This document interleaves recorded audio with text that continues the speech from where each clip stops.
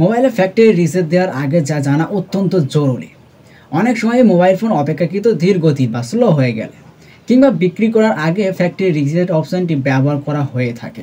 তবে কিছু ব্যাপারে সাবধানতা অবলম্বন না করলে মোবাইল থেকে হারিয়ে যেতে পারে অনেক গুরুত্বপূর্ণ ফাইল, এমনকি মোবাইল ফোনটির সমস্যাও দেখা দিতে পারে। ফ্যাক্টরি রিসেটের মাঝে মোবাইল বন্ধ হলে সিস্টেমে সমস্যা দেখা দিতে পারে। ফ্যাক্টরি রিসেট হচ্ছে মোবাইল ফোনের সব কিছু মুছে ফেলে পুনরায় নতুনের মতো করে ফেলা।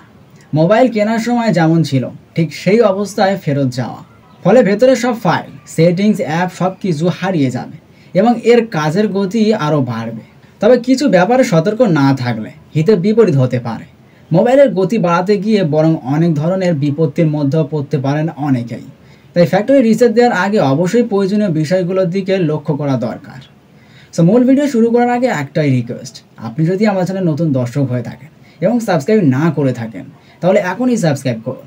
নিত্য নতুন টেকনোলজি বিষয়ক নানা ধরনের গুরুত্বপূর্ণ তথ্য এবং প্রয়োজনীয় সকল ধরনের টিপস অ্যান্ড ট্রিক্স পাবেন আমাদের এই চ্যানেলে। তো চলুন শুরু করা যাক। Number 1, Gmail account password.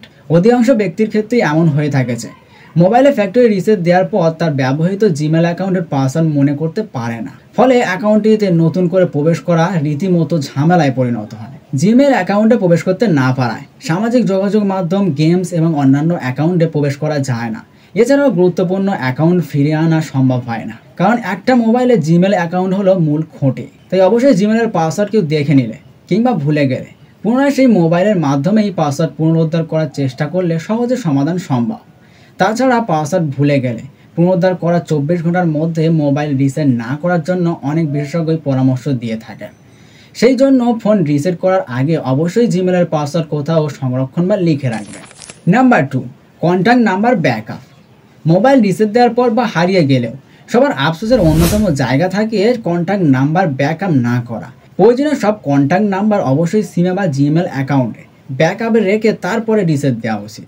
Number 3, phone memory backup. অধিকাংশের অ্যান্ড্রয়েড মোবাইল ফোনে বর্তমানে সব ফাইল ইন্টারনাল স্টোরেজে জমা থাকে।